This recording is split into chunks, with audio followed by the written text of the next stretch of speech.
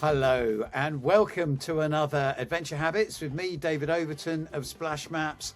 And I'm really pleased to introduce someone today who I managed to case by taking to a local cafe with a good friend of the pods, Steve Till. Steve Till's a long distance runner. And I thought it would be great to get these two guys together and see what the interaction was like. And after much mutual appreciation and book signing, etc., it was great to introduce Steve Till and now you to Steve Chilton. Steve, say hi. Hi there, how you doing? Yeah, we're all doing well. Steve, you are a prolific author and authority now, I would say, on the weird art of fell running. And fell running it's kind of a branch I always think of ultra, but Steve, tell us a little bit why are you so interested in fell running? You know that I've got big questions, right? What is fell running? Why is it different from all the other types of long distance and arduous runs that we might choose to do if we're so inclined? And is it peculiarly British? And then actually, is it peculiarly northern British as well? So I'll leave you with those few questions and see what you come up with.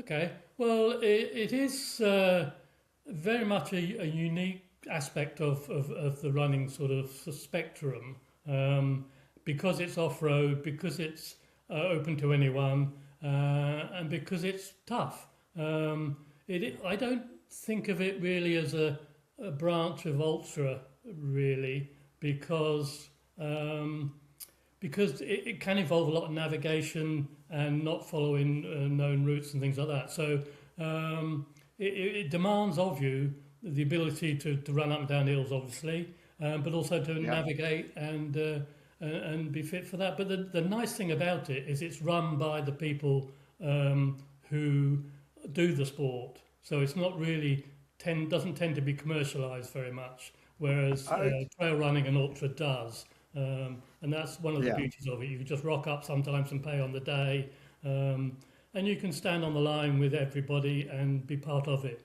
So to me, it's a unique thing in that aspect, and it kind of So started fewer in the north of arrows England. nailed to trees. This is like, well, a map is important, for example, Absolutely, and yeah, yeah. certainly a But compass. And its origins are in the north of England. But I live now in Hampshire, and there's a race on Butser Hill, just up the road from me, and there's the races on the Isle of Wight. There are races in Dartmoor. So it's now pretty much any of the highlands in England, Scotland, Wales, and Ireland okay. will have races on them, and that's fantastic because there's so much of it out there now. And this has really come.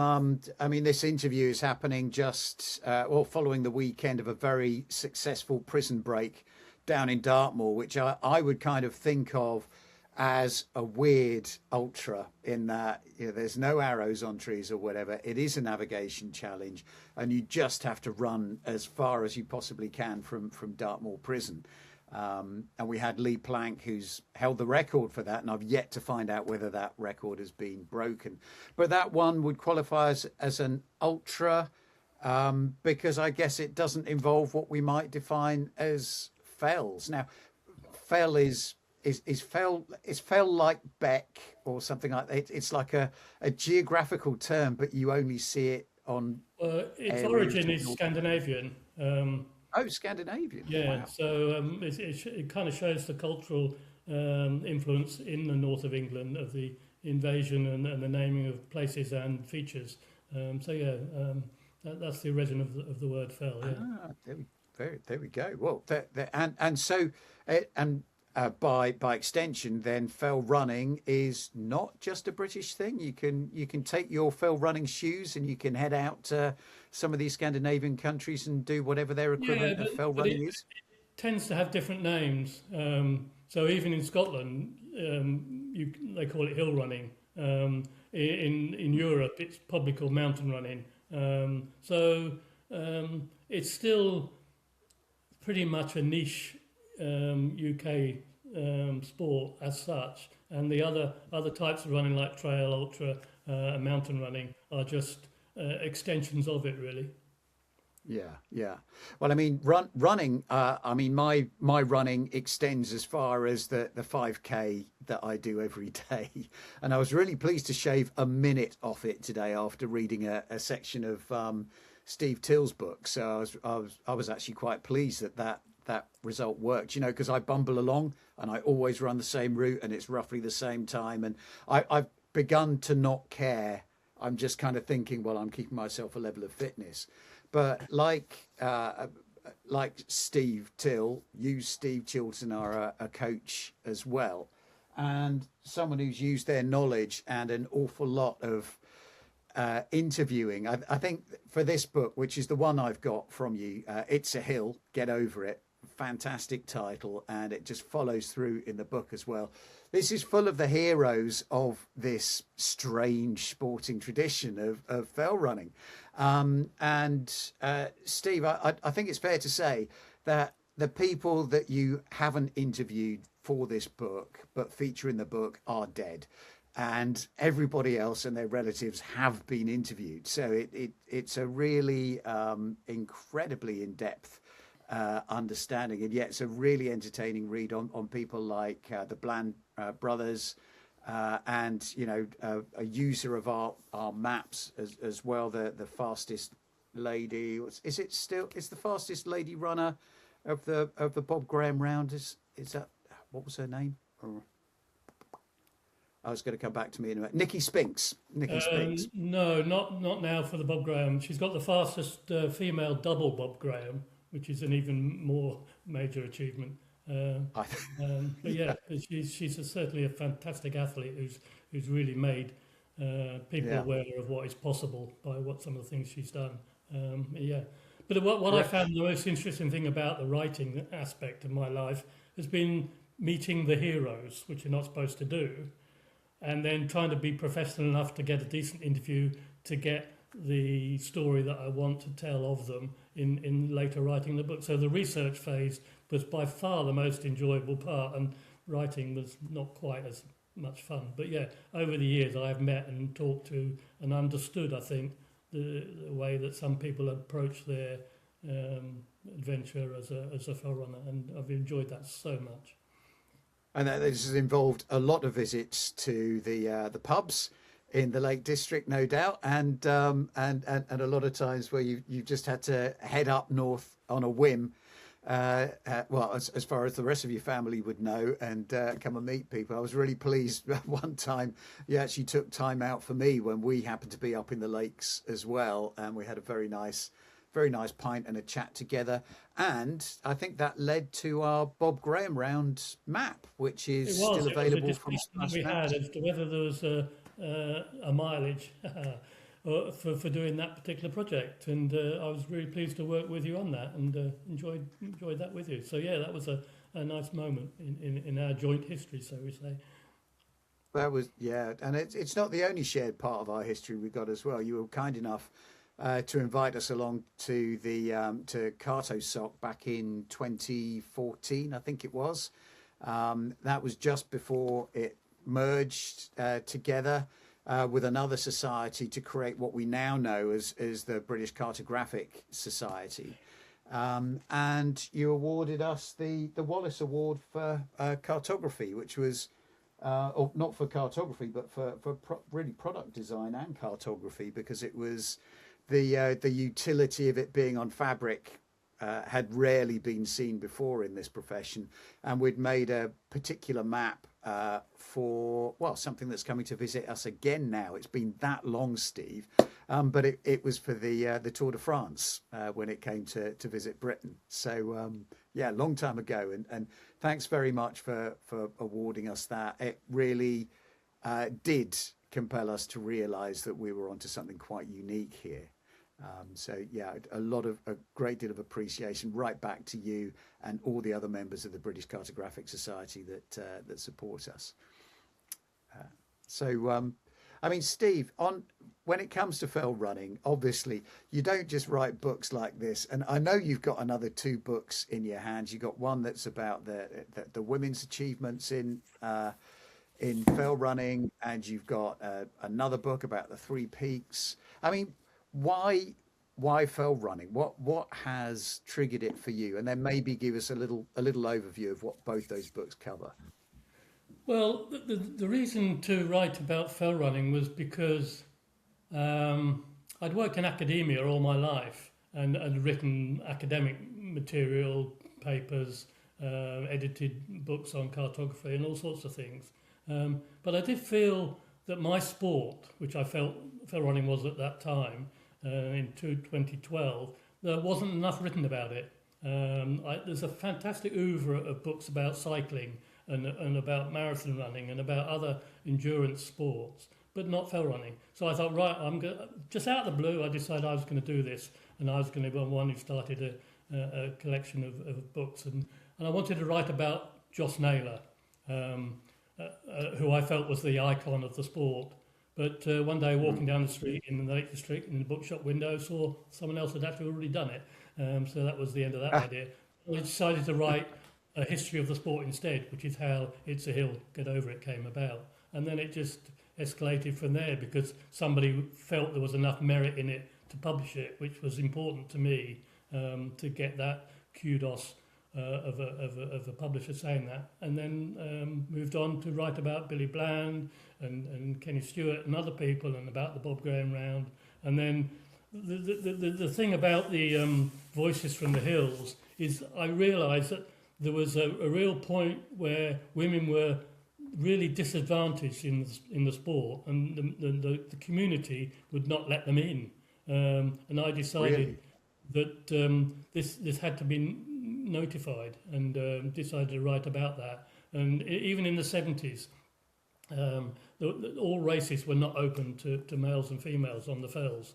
And this basically is a collection of people's stories that tell of those issues and how people fought against it, how things changed, and how eventually people like Jasmine Paris, Nikki Spinks came along and were able to show that women absolutely were capable of doing these things. And in the original argument, it was felt that they weren't physically capable, and it was going to do damage to them, and it was going to stop them producing offspring, and all sorts of things were held against them. And so I decided to write that story through the voices of the people I interviewed. And I feel of the books I've written, that in some ways is the most important contribution that I might have made. It's fantastic. I mean, and I've always noticed it when I go mountain biking that my wife always gets a lot more praise than I do when we get up a hill. But then I am normally huffing and puffing and way behind her. So it's hills and women are definitely. I mean, I had no idea that there was a discrimination, but I guess it's not surprising. You know, it's in the If you remember, 70s. there was no Years ago. marathon for women until 1984 in the Olympics. It was just That's like, extraordinary. you can't do it, guys, girls. Yeah, So yeah, yeah. it was a Yeah. long struggle.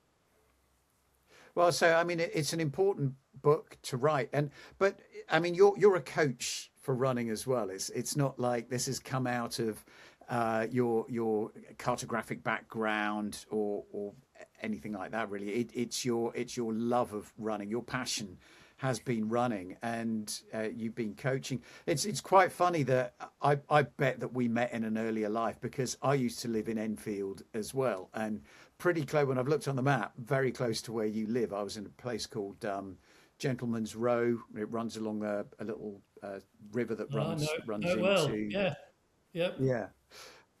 So I used to strike out there from there and run. I mean, it was just my standard 5K, but I'd run around that area. We both would have been very different back then, because that was about 30 years ago. But we've tempted you down from London to become a Hampshire type now. Are you enjoying the transition? Absolutely, yep. Last night, Maura and I went for a meal in the Robin Hood pub in the next village, Durley, to celebrate 3 years exactly of moving out of London. And it's just been a really interesting change of lifestyle after working in London all my life, and the slowing down that happens with age is kind of works in a rural environment, and we're enjoying it Yeah. immensely. Walking in the South Downs, we can walk from our house within half a mile. We're on the edge of the South Downs, and the footpaths galore. I'm filling in my Ordnance Survey map centred on the house with a yellow marker pen every time I do one of the walks. I just am enjoying exploring the countryside, and we both go out and walk as much as we can and explore the area, and it's fantastic. Well, beautiful, beautiful. Well, you know, we can put you right in the center of that map and give you a nice upgrade whenever you need it, Steve. But what we need to move on to now is your adventure habits. So I think our listeners and viewers can know from it that you've been writing all these books about trail running, etc. I can't think of a better authority. I mean, we've had Steve Till on this program as well. I'm loving his book as well. I was so pleased to introduce the two of you because it seems so obvious that you needed to know each other. But he had a bunch of adventure habits. Let's see what your adventure habits are. Steve, what would be your first adventure habits that you'll share with our listeners and viewers? Right. Well, what I'm going to do is give you five sort of things that I might have done and lessons or habits that come from those things. So I'm going to start with the marathon. I was a footballer for most of my youth life, and when my Yeah. eyesight started going, I stopped doing that. I then became fat and inactive and took up running in the era of the Sunday Times Fun Run, if you remember that. I think it's the end of the 70s, and did Right. a bit of training, enjoyed myself, and then I entered the first London Marathon in 1981, and queued up at the post office at 12 o'clock midnight to put my entry in, got in, did it, and it just seemed rather easy. And it's not being boastful, it's just around 3:05, and I thought, well, that went all right. And I thought, well, I could have a go at this. I've obviously got some kind of ability, Very trained harder and harder. 5 years later, I did the first five London marathons. I did 2:34, and what it meant was that I took my time, did the training, and the lesson I learned is that all of us have a potential that we can work towards. Whatever level that you're at, there's a level that you can reach that is your potential. And that's what I would like to think that people could aim to do. And when I reached that potential, the next year I only did 2:46 after the 2:34. I thought, oh, that's a failure. But it's not. It's just that I'd reached my peak. And then I moved on to doing off-road running and trail running. And I've carried that philosophy on to my coaching as well. So whoever I'm working with, we discuss what they're doing currently and what they might be able to do. And so the first thing I try to do is say, you can reach some other level and try and work with them to reach their potential. Yeah. And I think that's an important way of looking at your activities if you're doing that sort of thing. So that's the number one. Look at and reach for your potential in whatever you're doing.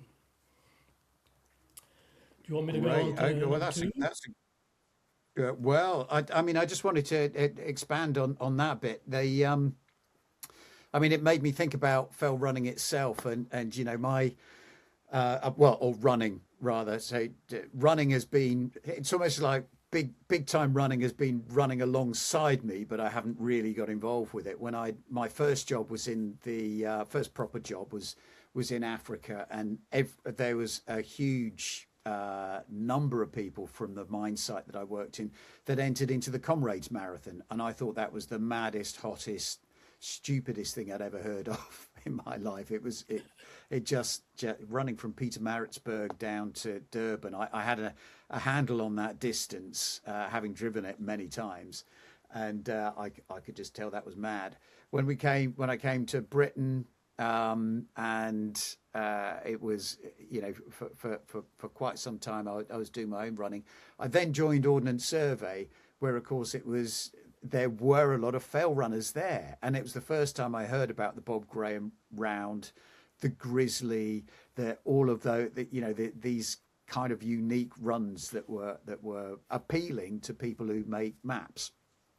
And the thing is, it's not just about the times, is it? It's a lot of the fell runnings is about achieving a circuit in a certain amount of time. And the Bob Graham round is 42 peaks, and do it in 24 hours if you can. And it kind of opens it up. You know, there's and actually, if you didn't make it in 24 hours, there's absolutely no shame in that, because it's an amazing feat that you just amazed that other human beings can do. So Yeah. there's kind of kudos Here's and an aside respect. on that. However, The yeah, Somebody once said that anyone could do the Bob Go Round if they were fit enough, and Billy Bland chose to walk the whole way without once breaking into a run, and he achieved it in under 24 hours without even running, fast walking, and it just goes to show what is possible. there you go, folks at home. And the thing is, when you say that statistic to people, oh, I went around 42 peaks in 24 hours, who is not going to be impressed by that, right? So that's the Absolutely, yeah, first yeah. one. Aim to reach for your potential, whatever that might be. Okay. Yep. Next one. All right, moving on. That many fit marathoners think that okay, I need to do the next level, which is possibly the Three Peaks race, which is an off-road race of a marathon distance, and it's called the Marathon with Hills. So three clubmates of mine decided from the running club that we were going to do that, and we couldn't actually do the race particular day that it was on, so we decided to just run it on our own. And we went up to my friend who lived in Yorkshire at the time, and on the night before doing the Three Peaks, we went to his local club and did his training session with him at the local club, and made the mistake of feeling that we had to show these guys how to run. Unfortunately, they Oops. showed us how to run and run us into the ground. And at one point, I remember that one of the guys from the local club saying, "Are them soft southerners still with us?" And proceeded to drop us. So we made the mistake of trying hard the night beforehand, and it affected the enjoyment and the level of achievement we could have on the Three Peaks the next day. So the lesson and the thing that I learned from that is not to get sidetracked. Right, our ambition was to do the thing, and we let something get in the way, and that's something that you just need to if you're going to have some ambition to do something of a challenge, don't get sidetracked on the way, Yeah. and that kind of proved itself later on, because there's another Three Peaks that you can do, which is the international Three Peaks, the Ben Nevis, Snowdon, and Scarfell, with a drive in between. Two of the same group of us decided to do that, and we got a third guy to drive the car, so we could relax as if you can relax in a sports car in between places as we zoom around to get to the next one, and let him do that and let us not worry about it. We did the running and we did the thing in 17 hours and had a fantastic day out, and that was just a question of concentrating on what we were trying to do and not get sidetracked. And it's all about focus. If you're going to try and achieve some kind of thing, focus on it and don't get sidetracked by other things that get in the way. And they will happen. You know, life, domestics, all those sort of things will happen. Yeah. But you still have to retain the focus in order to get whatever challenge that you're in done. So Yeah. that's my next So I mean next that's thought. great. I mean those first two habits, you know, I can imagine that being part of your coaching program. It's you know, the first one is really about you know, knowing your potential. I guess having a goal or something in mind, and the second one is more or less put other things aside so you can just go for that. And yeah, that's yeah. As someone who's very easily distracted, it's a good lesson that that we all need to have. And I find that it is a bit like shaving a minute off my 5K just recently. It is interesting that as soon as you bring a focus in, and for me it was run the first 4K like you always run it, and then run the last K faster, and just see what that does for you. And I was quite delighted. I just positively, I didn't look at the clock or anything like that. I just thought, right, I know I'm in the last kilometre. I'll run faster. Let's see what the impact is.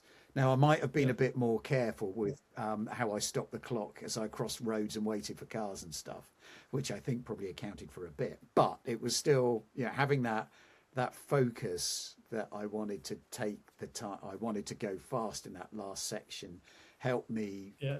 to improve my passage towards a better potential. If Great. if Okay. I could So, I just mean, I think that brings us on to on habit that three. last point, that brings me back to this because went full circle. I never ended up doing the race of the Three Peaks, but I was up there Right. watching the other day and other year and decided that it needed a book about it. And so I sat down and interviewed everyone whose significance in the history of this, going back to 1954 when it started with 6 people, and just interviewed loads of people and got fabulous pictures from the history of it. And it's now reckoned by the organisers to be the definitive history of that race, which is an iconic one in the field. So that I enjoyed doing tremendously. Well, well, fantastic. We'll put a link to your book collection. There's probably like one link that covers them all, You but can link to we'll my make sure that blog people. page. Everything's there. Yeah. Okay, great, great. Well, let's put that there. And yeah, I mean, and another thing is we've of course got the Three Peaks. This is the Yorkshire Dales Three Peaks, and yeah, we had a nice video of me and my team going around in a much more sedate fashion than you would have done, but still completing it just within the 12 hours, and with the back walker being very, very white at the end of it. So it Okay. was, and if ever you go anywhere where there's 4 seasons in one day, it's that place. Right. Okay, right. Okay, Steve. So we're on to habit So three.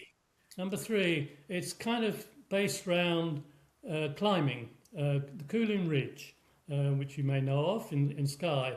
I've done a fair amount of climbing when I was more active with my friend Mike, who could take me up things I wasn't capable of leading. And we used to think nothing of driving up from London to Skye for a long weekend to do climbing on the Coullins because it's such fabulous rock to climb on. And we always had the ambition to do the Cuillin Ridge, which is, I don't know, I can't remember what it is, 12k long, 11 Munros, 22 tops, with climbing and abseiling involved. But we had 2 failed attempts to do this, including once we decided to bivouac rather than camp. So we bivouacked in a bivy sack on the top of Skurt Alistair in June, and it snowed, and we virtually snuffed it through hypothermia and had to abandon the thing in the middle of the night and shoot down the Great Stone Chute to get back to some kind of warmth down in the valley. And that was a lesson about things don't always work out. But we did go back and we did it at a later date. And I just want to prompt myself for why I'm saying all this. So it's about getting over your failures. And sometimes getting over a failure can be one of the most rewarding achievements that you can get. And so the previous efforts were failures, and we had to abandon twice.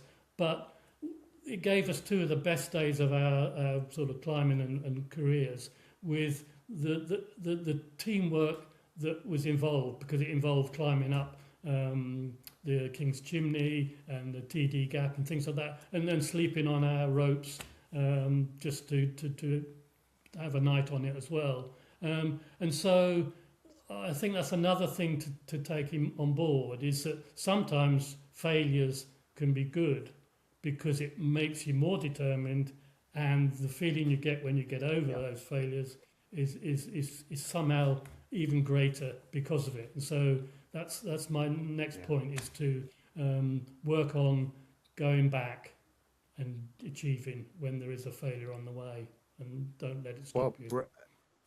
I mean, whatever, and if it was a failure, I mean, it was still an adventure, right? I mean, to be on out in those hills like that, bivouacking, snow, climbing, sleeping on your ropes, all of that stuff, Steve, is massive adventure that so many of us, myself included, will probably never experience. And so it's yeah, it's so valuable to get your lessons and learnings from that, Well, and that can I you know, just tell you an failure adjunct to is that? an acceptable thing.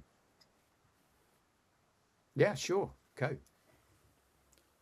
Yeah, an adjunct. Do you know the mountain called Tryfan in North Wales, um, in the Ogwen Valley? Yes. There's a thing called Adam and Eve on the top of it, which bold people jump across and defy death um, by balancing on the second rock. But part of our training for the Cuillins was to bivvy on the top of Tryfan, and we bivvied inside sleeping bags and bivvy bags on the top of Tryfan in the springtime. Melted away because it was so freaking hot in the night inside a sleeping bag and a bivvy. We decided to abandon the sleeping bags the time we went to the Cuillins, and of course that's why we were underprepared for the snow in June, because Oh we my. decided we were going to just bivvy rather than camp properly. So yeah, lesson learned there. Yeah. Well, yeah, yeah. You would have thought there'd be some similarity between those two circumstances, but the weather's a changeable beast, right? Yeah, absolutely, yeah. Yeah. But fantastic. Okay, Okay, the next Steve. one. So what? It's about extending yourself. Okay, there's a thing called the Ridgeway in Berkshire, on the Berkshire Downs. There's a long distance walk on it. There's another long distance walk called the Light Wake. This group of friends, we did both of those. But one time I decided I'm a marathon runner. I'm not walking this. I'm going to run. So in effect, it was doing an ultra 40 miler on the Berkshire Downs, and I did that, and the concept of it was very much out of my comfort zone. One of the things that I define adventure in the looser sense by is you've got to get out of your comfort zone to really challenge yourself. Okay, so deciding to Yeah. run 40 miles when I'd never done anything like it was out of my comfort zone. But I did it, and it was a nice achievement. 6 hours plus to do the 40 miles, and a fantastic achievement. And then at another time, this will ring bells with you, with some different friends, we decided to cycle the South Downs Way before I moved down here. So we lived in London, we got on the train, we cycled across London on the first day, got the train to Winchester, did half of it, and cycled down into Lewis or somewhere to stay in a bed and breakfast, come back up and do the rest of it, get on the train, back to London and cycle back home again. So it was quite a big achievement. And I did that on a what do you call it, no suspension mountain Oh, bike that I had. ow, And it was, you know, yeah. it was tough. But the point was that it was an extension of what I'd previously done. And similarly, the mountain trial in the Lake District, a 20-mile orienteering event, okay, an extension of the fell running that I was already doing. And that's what I feel is something that people should try and do, is to challenge themselves, make sure they've got enough navigational skills if it involves that, but extend yourself in what you're doing, and that gives you such a sense of achievement because you've gone way beyond where you've been before and achieved it. And that's kind of the thing is Yeah. to push yourself to another level, and you'll be surprised. Uh, Everyone can do more. Yeah, those are tough challenges, and yeah, extending yourself. So if you're a 5K runner, occasionally do a 10K or move up to 10K, see how that feels and see how it goes. But whatever your adventure is, whether you're a sea kayaker or a cyclist, as you were with the South Downs Way, I've got to say the bit of cycling across London plus doing the South Downs Way and then cycling off the South Downs Way to stay overnight and cycling back onto it is something that I know from my last weekend's experience. it's it would be very hard work for me to do now. Um, Yeah. but that's all great. So we should all be extending ourselves. And Steve, your fifth and final adventure habit, Right, please. we've kind of been there a little bit, but as I said just now, my criteria for looking at these things was out of the comfort zone. And when I started the writing of the fell running book, It's a Hill, Get Over It, that was way out of my comfort zone. And I didn't know where it was going to go and how it was going to go. But I wanted to try and get it published by someone. So I didn't want to just, self-publish it and see how that went. So I sent off the proposal to the publisher, and they just said, well, we like the idea of what you're doing, but we can't promise you anything. Now go and write it, submit it, and we will consider it. If it's good enough to publish, we'll publish it. So I went through that whole process of doing that, and that was quite a sort of interesting one, because I had no guarantee at the end of it that anything was going to happen, and it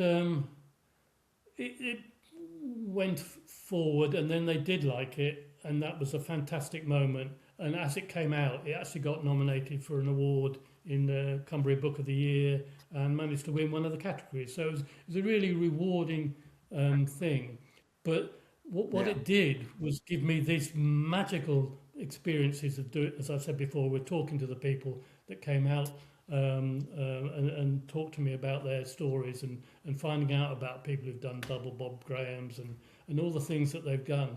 And what it shows, I don't know if you know this this expression, that somebody, I think it was Chris Hitchens, had a quote that, and I think I might have mentioned this to you before when we met the other day, that everyone has a book in them, which is a nice quote, except people forget the second part of the quote, which is, and in most cases, it should stay there.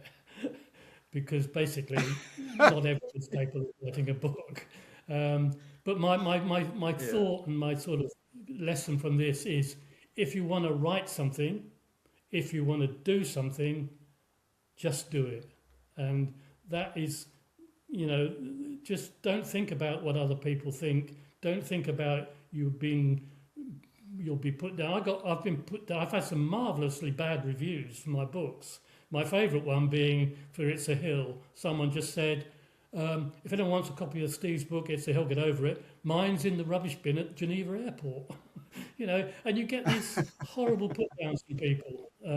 But the fact of the matter is, somebody said to me, this has been worth publishing, I'll publish it. And then went on to ask me to do more. So that's my final thought, is if you want to do something, whether it be writing or adventuring or challenging yourself, do it. And that's really my thought really on all these aspects. Just have a go. Well, that's really sound, and it's a lovely story to end on, because I remember quite clearly that dinner with Cato Sock, and you just awarded us, Cato Sock had just awarded us the Wallace Award for cartography, and you actually picked out splash maps and said, well, here's someone going outside their comfort zone. And I was, until then I was like geographic information consultant. I'd spent a few years as the innovation manager at Ordnance Survey, but actually owning and running my own mapping business, and getting people together to make all that happen, that was well outside my comfort zone, and it came at pretty much exactly the same time you were going through your authorship. And so I'm so pleased it worked out. Can I mention the den? Can we talk about the den? Go, yeah. Because in a sense, you might have felt that there was some kind of failure going on with the result of your appearance on Dragon's Den, but you overcame it and moved on and achieved. So you went and did it. Yeah. So well done you. Well, thank you very much. I hadn't thought about it that way, but that was a hard knock. But we decided to doggedly carry on, and that's why we're here having a great conversation with people like you, Steve. So what wonderful thing. So I'll just run through quickly your adventure habits again. So the first one is to aim to reach for your potential in whatever it is that you're doing. Don't get sidetracked by stuff. Don't be distracted. I think there was a little bit of ego that got in the way there as well, wasn't there, in that story? Get over your failures. and those can be just as rewarding as your successes. Extend your way, extend yourself, and that was your good example on that. Brings us back down south a bit with the Bedfordshire Ridgeway and the South Downs Way, and then get out of your comfort zone. I mean, if you just, that was the adventure one really. If you want to do something, just go ahead and do it, and quite often you have to ignore the naysayers for that. It's your dream, make it a reality. And Steve, you've helped a lot of people, with their running aspirations, and it's been great having you here on Adventure Habits. Great to meet you again. I've lost your picture, but I think I'll just say goodbye.